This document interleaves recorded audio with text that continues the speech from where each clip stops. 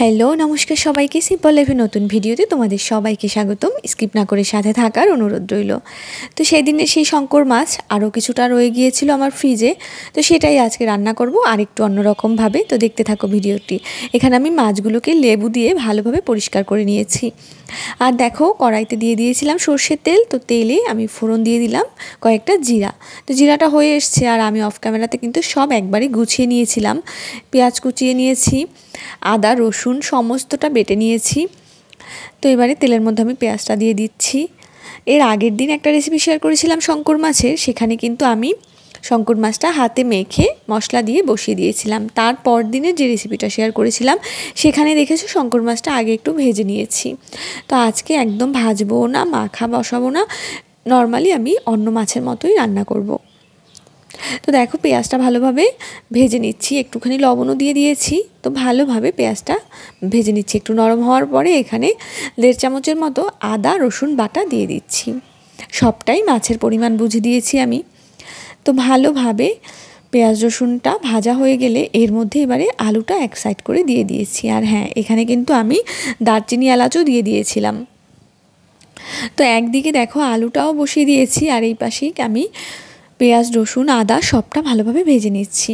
তো এখানে আমি দিয়ে দিলাম ফ্রোজেন করে রাখা টমেটো। রান্না করার কিছুটা আগে নামিয়ে রাখলে এটা এতক্ষণে মেল্ট হয়ে যেত, তো এখন একটু সময় লাগবে।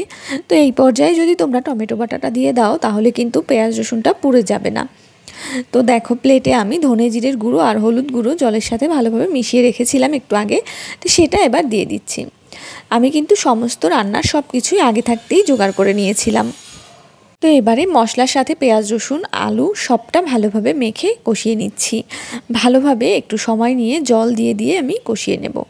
তো আর একটুখানি তেল দিয়ে দিলাম আমি। শঙ্কর মাছটা আসলে সব সময় পাওয়া যায় না। যারা যারা আমার ভিডিওটি দেখছো তারা কিন্তু কমেন্ট করে জানাবে এই মাছটা তোমরা আগে খেয়েছো কিনা কখনো।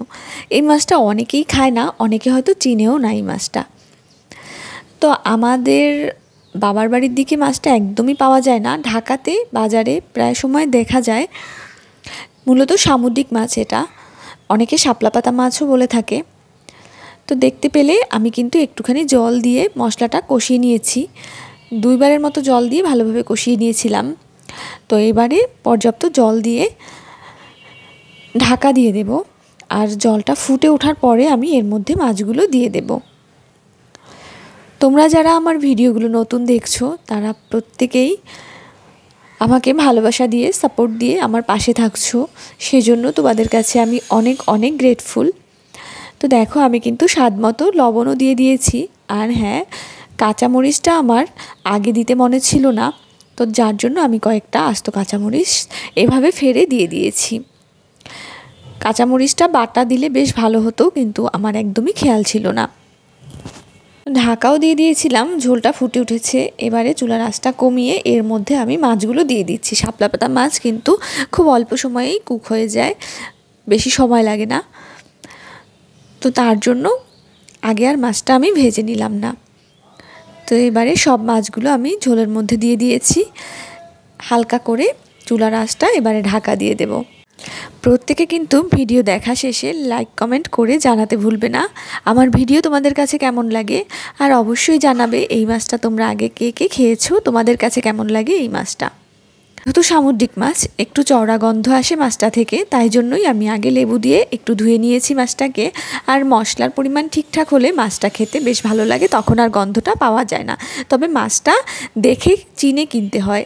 খুব বেশি বড় মাছ কিন্তু খেতে ভালো লাগে না, মানে এই শঙ্কর মাছের একদম বড়টা খেতে ভালো লাগে না। তো দেখো আর একটু আমি মশলা অ্যাড করে নিচ্ছি এখানে। এটা ছিল গরম মশলা, যেটা আমি জলের সাথে মিক্স করে রেখেছিলাম। তো এবার সেটাও দিয়ে দিলাম। তারপরে অল্প আঁচে আস্তে আস্তে আমি মাছটাকে রান্না করে নিচ্ছি। রান্না করতে করতে তোমাদের সাথেও অনেকটাই গল্প করে নিলাম। তো দেখো মাছ কিন্তু সিদ্ধ হয়ে গিয়েছে বেশ ভালো মতো, আলুটাও সিদ্ধ হয়ে গিয়েছে। তো এবারে আমি একটু লবণটা চেক করে নামিয়ে নেব। শঙ্কর মাছ আমার বর ভীষণ পছন্দ করে, আমার মায়েরও খুব পছন্দের খাবার এটা। তো এবারে আমি মাছটা নামিয়ে নিচ্ছি, রান্না কমপ্লিট। তো তোমাদের কাছে কেমন লাগলো সেটা তো অবশ্যই কমেন্ট করে জানাবে। ভিডিওটি ভালো লাগলে টাইমলাইনে শেয়ার করে রেখে দিতে পারো। আর যারা নতুন দেখছো আমার ভিডিওটি, নতুন যাদের চোখে পড়বে আমার চ্যানেল, তারা অবশ্যই সাবস্ক্রাইব করে আমার পাশে থাকবে। যারা অলরেডি সাবস্ক্রাইব করে আমার পাশে আছো তাদেরকে অসংখ্য ধন্যবাদ। তো বিদায় নেব এখনই। সবাই ভালো থাকবে, সুস্থ থাকবেন আর আমার জন্য আশীর্বাদ করবে।